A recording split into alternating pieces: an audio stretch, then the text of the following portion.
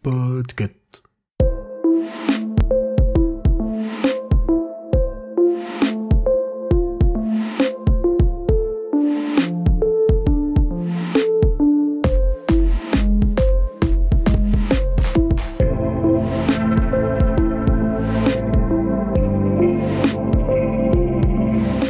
Bonjour tout le monde, vous écoutez le numéro 78 de la Gazette du Maine, le podcast de Stephen King France qui vous résume l'actualité de Stephen King. Je suis Émilie et je suis très heureuse de vous emmener avec moi en balade dans le Maine pour vous conter les nouvelles informations depuis le 25 juillet.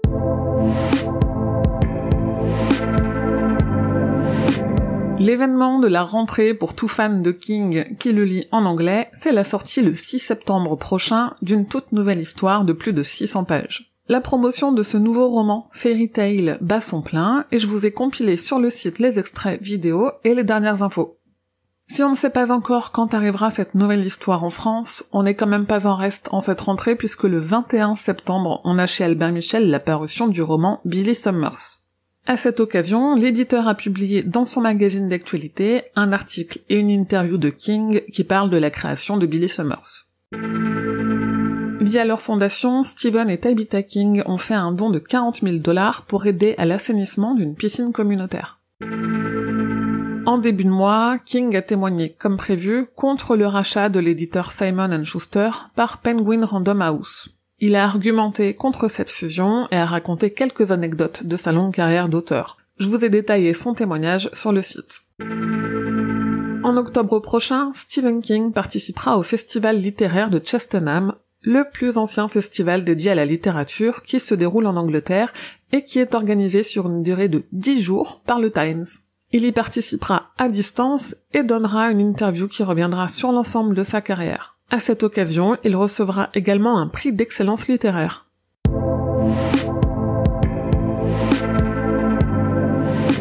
Un nouveau projet d'adaptation en film a vu le jour durant le mois d'août. On a appris que Bohemia Group a acquis les droits d'adaptation du roman Les Régulateurs, paru en 1996 sous le nom de Richard Bachman. Pour le moment, on ne sait rien de plus de ce projet.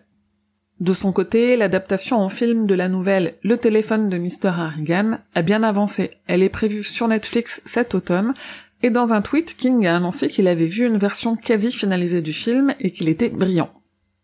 On ne peut pas en dire autant de la nouvelle adaptation de Salem. Alors que sa sortie avait été repoussée de septembre 2022 à avril 2023, on apprend que le film n'a tout simplement plus de date de sortie. Warner n'a pas communiqué à ce sujet, mais on peut supposer qu'ils vont peut-être le sortir directement en streaming sur leur plateforme HBO Max. Côté documentaire, le projet King on Screen sur les adaptations de King, lancé par deux Français il y a déjà plus de 2 ans, aboutit enfin. On a appris qu'il sera diffusé en avant-première au Fantastic Fest de septembre et qu'il a été approuvé par Stephen King lui-même. Depuis plusieurs numéros de cette gazette, je vous parle de Pennywise, The Story of It, un documentaire colossal de plus de 2 heures qui revient sur les coulisses du téléfilm Ça, grâce à plus de 50 interviews et 700 photos inédites. Il est sorti en streaming aux États-Unis, mais complètement indisponible en France. On se console comme on peut grâce à la grosse promo dont bénéficie le documentaire et aux très rares photos du tournage qui ont été dévoilées et que je vous ai partagées sur le site. Le 21 septembre, Warner sortira un coffret collector de 6 adaptations de Stephen King en Blu-ray 4K. Pour une petite centaine d'euros, vous pourrez y retrouver Ça, chapitres 1 et 2, La Ligne Verte, Les Évadés, Shining et Dr. Sleep. On a aussi eu des nouvelles de la sortie du film La peau sur les os chez Rimini Éditions. Le combo Blu-ray DVD ne déçoit pas, comme chaque fois avec Rimini. Je vous invite à découvrir les visuels sur le site, ainsi que les liens de précommande, puisque ce combo sortira le 17 novembre.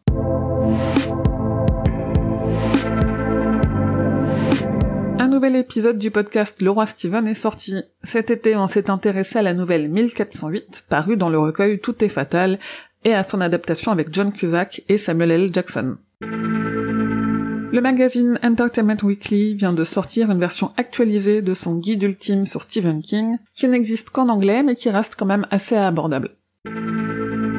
L'été n'a pas été avare en figurines dérivées de l'univers de King. Je vous ai tout compilé dans un article sur le site, dans lequel vous retrouverez évidemment du Clown version 90 et 2017, mais aussi pour une fois un peu de Creepshow et même de Shining.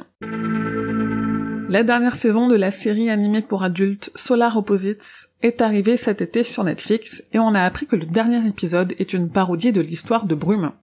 Et la semaine dernière est aussi sorti le clip de la chanson You Make Me Feel Like It's Halloween du groupe Muse. Un clip que je vous ai partagé sur le site et les réseaux sociaux puisqu'il est rempli de multiples références à l'univers de King.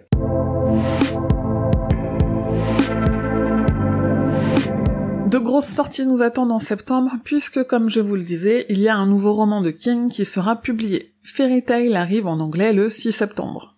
Le 7 septembre, la saison 3 de la série Creepshow sortira en Blu-ray et DVD chez ESC Éditions. Le 20 septembre, l'ami et expert de King, Bev Vincent, publie en anglais un nouveau livre dévoilant les secrets de notre auteur préféré. Le 21 septembre, c'est l'anniversaire de King qui soufflera sa 75e bougie. Et on dirait que tout le monde sait passer le mot, puisque ce jour-là, on aura la parution en français de Billy Summers chez Albin Michel, mais aussi en livre audio chez Audiolib. Sort également une boîte de jeux de 250 questions sur Stephen King, un coffret de 6 adaptations édité par Warner, et le premier numéro du comic Creepshow. Enfin, le 28 septembre est publié chez Albin Michel dans sa collection Weeds, la nouvelle N.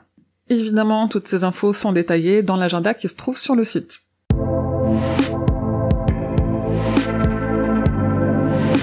Et voilà, c'est tout pour cette gazette numéro 78. Merci de votre fidèle écoute en cette rentrée, j'espère que votre été a été aussi agréable que possible.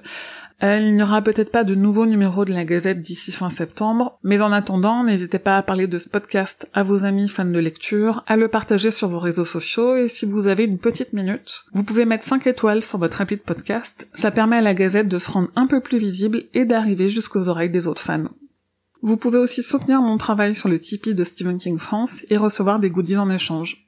Comme toujours, suivez l'actualité de Stephen King grâce au compte de Stephen King France sur Facebook, Twitter et Instagram, mais surtout venez échanger avec d'autres fans sur le serveur Discord et sur le groupe Facebook. Je vous mets tous les liens en description de cet épisode, et comme à chaque fois, rendez-vous sur stephenkingfrance.fr pour avoir tous les détails sur toutes les infos dont je viens de vous parler. La Gazette du Maine est un podcast du label Podcut, rendez-vous sur podcut.studio pour découvrir ce que font tous les autres podcasts.